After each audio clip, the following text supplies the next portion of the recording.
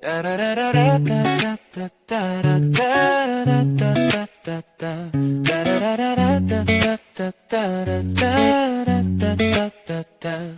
aligning in your favor, what's the vibe?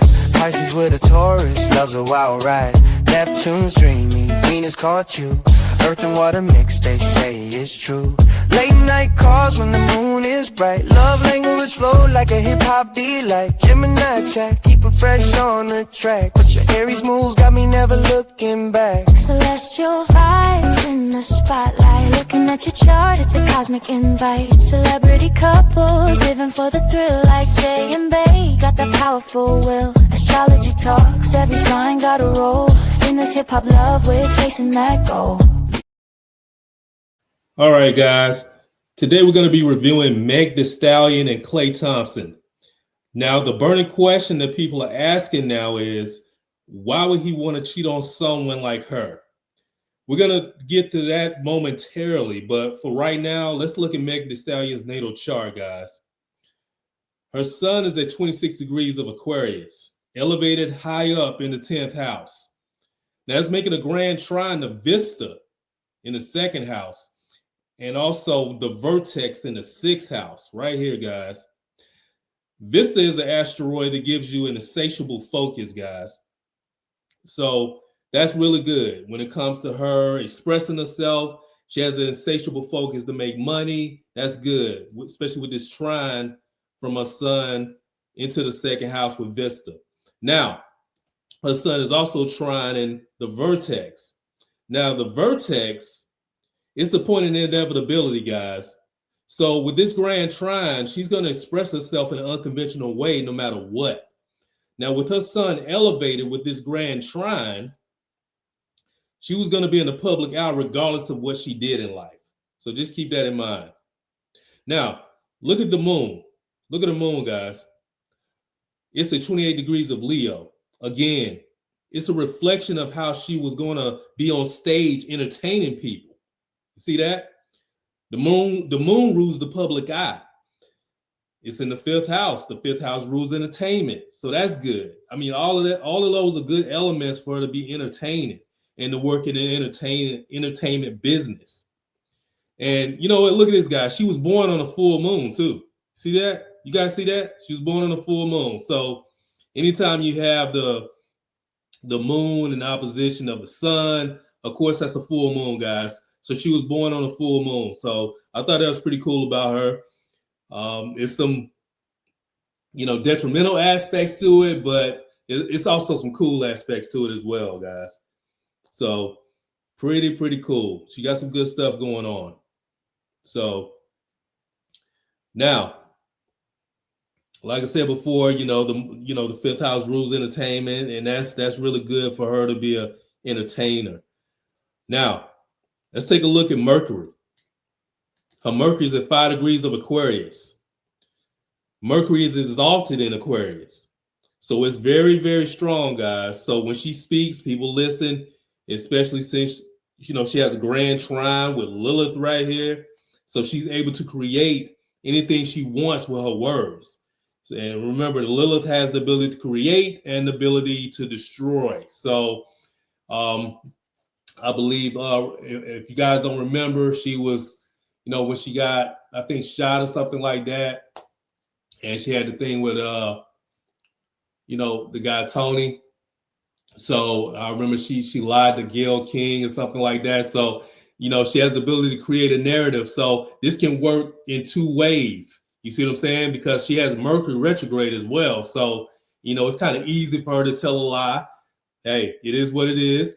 It's easy for her to tell a lie. So, and also she got a Mercury semi-sextile and, Saturn in Pisces. So yeah, she does. It is kind of easy for her to tell a lie, guys. All right. So it's, and plus Lilith is making a square to Saturn. So yeah, I mean, it happens, and also, she can forget sometimes. Sometimes she can forget some stuff. And the reason she may forget some things sometimes is because, with Mercury retrograde, and then you got to square the nodes. Okay, that's why the nodes are very important in astrology, guys. So when they're squaring the nose like that, yes, she can't forget some things or may not tell some things, be stubborn about some things, stubborn telling people some things, want to keep secrets, keeping everything under wraps with this square, with the nose, with her Mercury squaring the nose. So yeah, I mean, sometimes it happens, guys. It happens. So, but it is what it is. So now, another thing that helps out with her entertainment is the trine aspect she has with Neptune, Uranus, and Chiron. So that's pretty cool right there, guys. That's pretty cool. So that's a pretty nice aspect when it comes to music and entertainment. You see that? Pretty cool aspect, because she got what you got right here. You got creativity, okay? And then you got the expression of a unique view with Chiron. And also you got that attraction. I mean, that chemistry that she has with anybody, with people.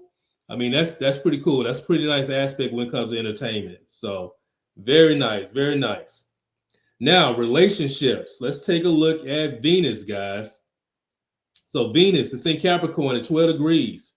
Where's Saturn? Right here, 12 degrees of Pisces. Oh yeah, nice little sextile, right? Nice little sextile. Now, since her Venus is in Capricorn and the ruler, which is Saturn, gives her opportunity to love. It's going to give her the opportunity to love. See, you know, those sextiles are opportunities, guys. So that's going to give her the opportunity to love a person on a spiritual level, since Venus is in the 9th house, and connect with them sexually with that sextile to the North Node right here in a 6. So that's nice. That's a nice sextile. Okay. The North Node is Scorpio. And, you know, it keeps the momentum in the relationship flowing in an earthly way with that trine, with Venus, you know, and things like that. So that trine with Venus right here, guys. This is trine with Venus right here, guys. This trine, you got Venus and you got Pallas right here. And also you got her ascendant. So that's a nice trine right here. That's a nice earthly trine. Pretty cool, right?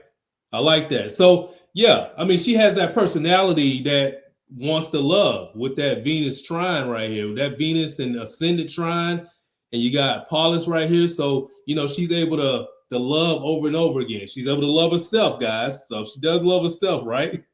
So we see that with that Venus trine right there. So that's pretty cool. That's pretty cool, guys. All right. So Juno, on the other hand, squares Chiron, guys. You see that? So romance is, you know, sometimes romance may not always be there for her. You know what I'm saying?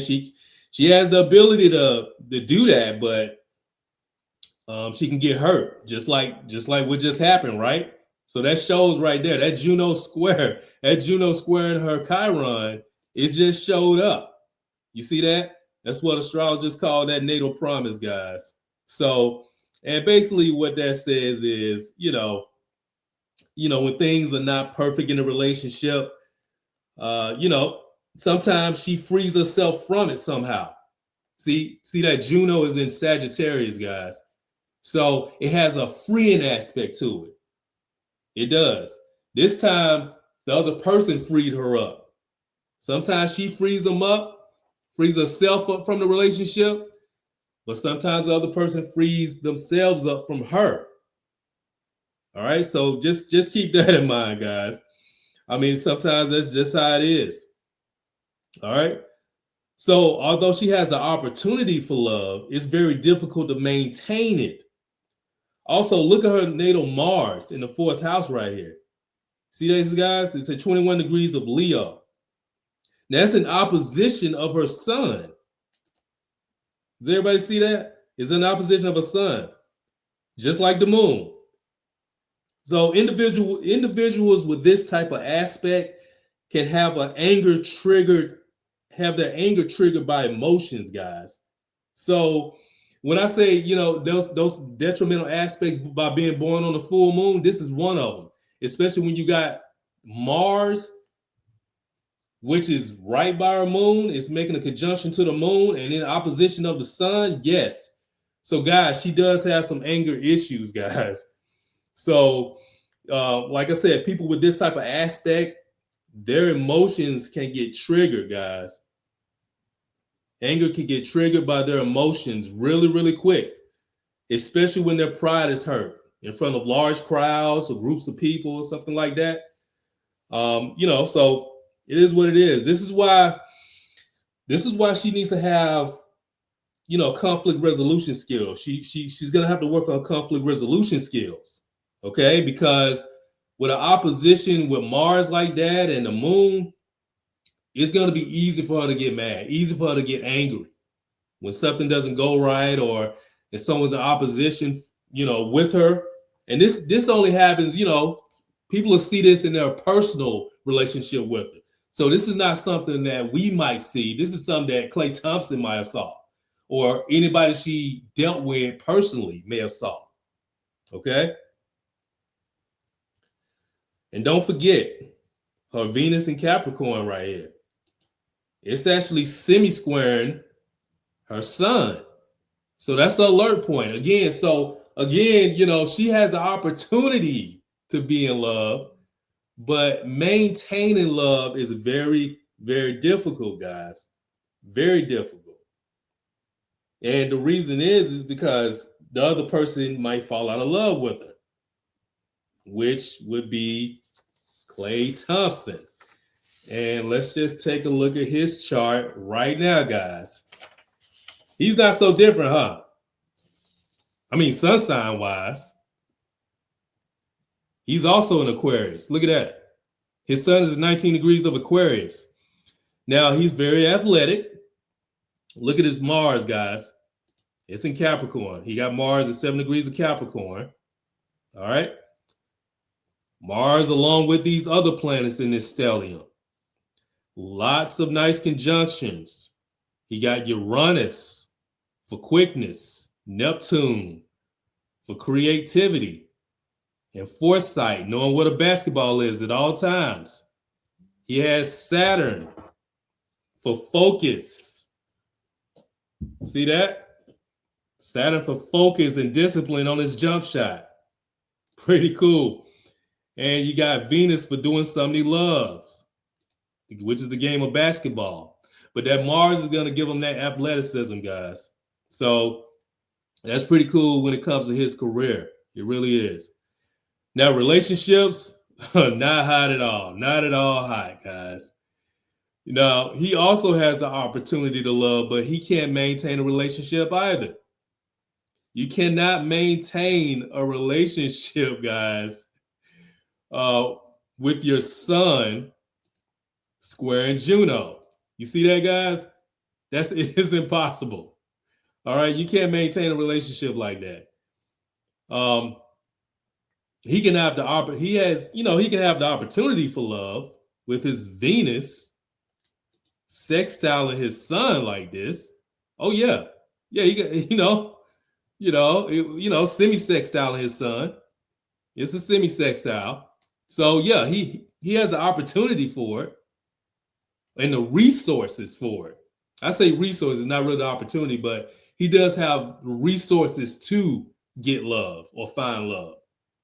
So that's the good part about him. He has the resources to do that. He has the money. Of course, he has the status, guys. Okay? So he can do that. But he can't maintain love due to his loyalty issues. Okay? Take a look at his South Node right here. His South Node is at 16 degrees of Leo, guys. You see that? It's opposing his sun.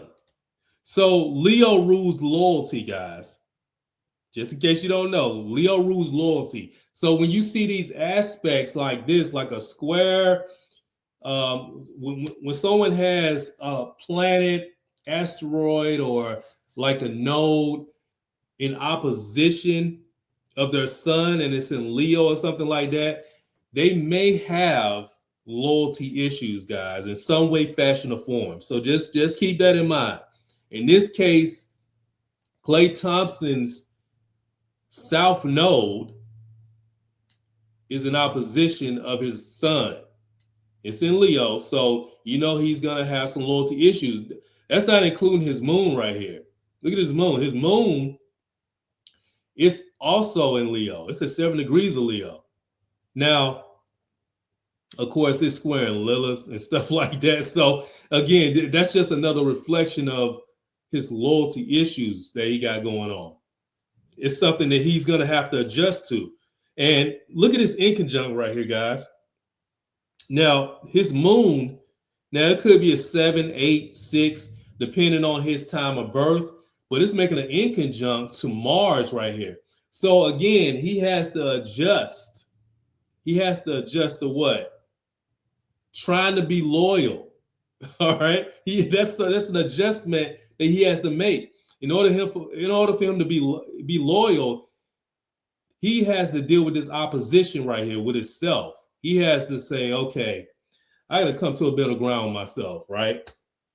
And what's the middle ground, guys, between Aquarius and Leo? Okay, that's making the choice right there, not to be, so not to be what? Not to be what, guys? So fixated on the other person other than who you are with. Okay, so that's another person. So you want to make sure you focus on the person you with. He's focusing on other distractions. He has distractions coming at him, right? A lot of distractions. From where, guys? Sexual distractions. Look at that. So with the node, with his south node like this, and his square in Juno like this is the T-square, guys. Look at this T-square you got going on. This is why he can get distracted. He can get distracted through sex. Look at Pluto right here. It's all squaring his nodes and his sun. So he can get distracted with other women that are sexually inclined. That's very sexy. So you got to keep that T-square in mind that he got going on. So yes, he does have loyalty issues, guys. It shows up in his chart. I mean, it's right there. So yes, he more than likely did cheat. All right. Plus, of course, his sun is in Aquarius. The sun is in his detriment Aquarius, just like her. Her sun is in Aquarius as well. So, of course, her sun is in his detriment too. But yeah, guys, if you look at this T-square that you got going on with Juno, his south node, okay, also the north node, and his sun like this, it's very hard for him to be faithful, guys. It is. This is a loyalty issue right here. Yes, loyalty issue. So it is what it is. Also, take a look at his Mars right here, guys. It's making a semi-square to his sun. So again, he has anger issues as well. And he lacks conflict resolution skills. So it's what it is. It's what it is, guys. Now, together, look at them, guys. Look at them together. Together, they're a mess, guys. All right. Now, Megan Thee Stallion's chart is on the inside, and Klay Thompson's chart is on the outside, guys. All right. But yeah, they're a mess. So, and although they have the Aquarius connection, guys, it just wasn't enough for them to maintain the relationship they had. You see that? It wasn't enough. They look good together. They have some things in common, but they just couldn't make it.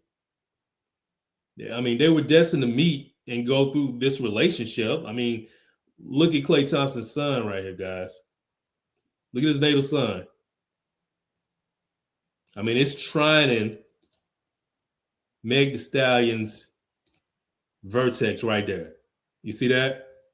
her natal vortex. Again, the vertex is a point of inevitability. So this relationship was going to happen regardless. You see that? I mean, look at this nice conjunction they got. Klay Thompson's Mars. Look at that. Right here.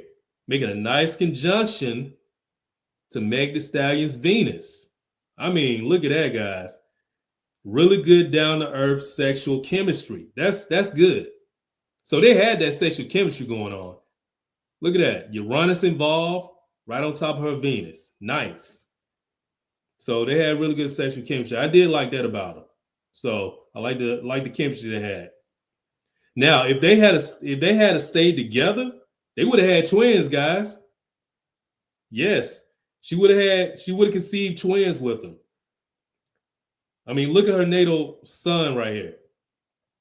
Look at her natal sun. See that? This is her natal sun right here, 26 degrees of Aquarius. I mean, it's trining Klay Thompson's Ceres right here at 21 degrees of Gemini. See that? Those are twin babies. Pretty cool, huh? See, the asteroid Ceres has a lot to do with childbearing. It does. So, yeah, man, they would have had twins, man. I mean, I'm like, damn, if she would have just turned the other cheek or just turned her head, you know, and just killed, I don't know, you know, his lifestyle comes with stuff like that. You know, she probably could have turned the other head and, you know, and maybe just ignored what he did. But hey, he has a lot of options, guys. So you gotta understand that Klay Thompson, he's a basketball player. He has a lot of options. A lot of women want him, right? Of course, a lot of men want Meg Thee Stallion as well, but you know, he has more money. Status, possible. But yeah, man, it is what it is. Man. So we all know that can never happen now. Why? Well, it's simple, guys. You can't have a stable relationship when one person's Juno, right? Klay Thompson's is squaring the other person's natal sun, which is hers. Meg Thee Stallion right there. Meg Thee Stallion's natal sun. Look at that. You see that? So, guys, I mean, look at this. This is crazy, right? So the relationship is simply not going to work. It wasn't going to work anyway, guys. So I hate to break it to all you guys. It was never going to work anyway, especially with an aspect like this. You know, with his Juno squaring her natal sun, it was never going to work. Anytime you see this aspect between two individuals, guys, the relationship is dead in the water. Done. Cooked. I mean, it's cooked. Done. Stick a fork in it, guys. It's not going to work. Whenever you see this type of aspect between two individuals right here that I'm pointing out, forget it. So, I mean, I hate that they broke up because I actually wanted to see them have twins. I mean, god damn. That would have been nice. I mean, to be honest with you guys. But they just didn't have it. This Aquarius connection he got, it just wasn't enough, guys. You can't have a stable relationship with a square like this. They got too many squares going on. Okay. Not to mention their anger issues and their lack of conflict resolution skills. Just because they both got Aquarius, just because they both are Aquariuses, doesn't mean that they're twin flames or soulmates or anything like that, guys. It just means that, their Aquarius connection, they just didn't have enough to maintain their relationship. You see what I'm saying? They just didn't, unfortunately. So, and also just take a look back at Klay Thompson's chart. Look at his transits and stuff like that. Look at his Jupiter, guys. This is another telltale sign too. Look at this Jupiter. So Jupiter was retrograde, right? It was retrograde. So it's in opposition of his natal Venus right here. This is his transits. And I just picked the day, like April 23rd. But if you look back before April 23rd and a little bit before that, Jupiter was retrograde. But once it started going direct in Cancer, he started the process of freeing himself up from the relationship. Like I said before, Jupiter is a double-edged sword, guys. Jupiter frees you up from things. In this case, it's freeing him up from love, right? That's what it was doing. He was freeing himself up from love. That's what he was doing. Okay?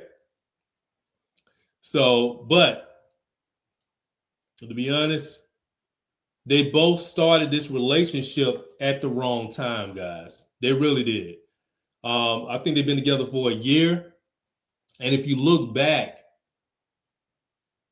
a year and see when they started this relationship, I want you guys to look at this. And that's why I say the way you start is how you're going to finish, guys. So make sure you start a relationship at the right time. These two individuals started their relationship at the wrong time. Look at Uranus right here. When they started this relationship, Uranus was at 25 degrees of Taurus. Of course, Uranus is in his fall in Taurus. And also, what happened is that Uranus was squaring their natal sun. You know, both of them are Aquariuses, right? So they had Uranus squaring their natal suns, especially her at 26 degrees of Aquarius. So you had two planets in their fall squaring each other. Well, one planet in his detriment. My mistake. One planet in his detriment because the sun is in his detriment in Aquarius. So you had one planet in his detriment and one planet in his fall squaring each other. Okay? And it's just not good, guys. Because Uranus rules what? Infidelity, cheating in a relationship. So the energy was there from the beginning. You see that? So that's why it's very important for anybody, any couple, to start a relationship at the right time. They started it at the wrong time, as you guys can see. 1 year ago, they started this relationship off on the wrong foot. All right. They did. They had a good time though, but it just started off wrong. So you never want to start a relationship off with aspects like this, because the way they started is how they ended. They ended in what? Infidelity and cheating. And this is how it started off, because the energy they started it off with was the energy for cheating and infidelity. Okay? So a teachable moment once again, guys, with these two individuals. So again, that's the deal with Meg Thee Stallion and Klay Thompson. And I'll get back with you guys on the next one. Peace.